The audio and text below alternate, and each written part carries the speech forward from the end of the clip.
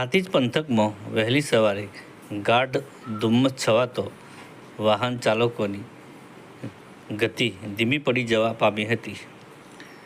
સાબરકાંઠા જિલ્લાના પ્રાંતિજ પંથકમાં વહેલી સવારે ગાઢ ધુમ્મસ છવાઈ જતો હાઈવે ઉપરથી પસાર થતા વાહનોની ગતિ ધીમી પડી જવા પામી હતી. તેમજ વાતાવરણમાં પલટો આવી ગયો હતો. MTV news Prantij.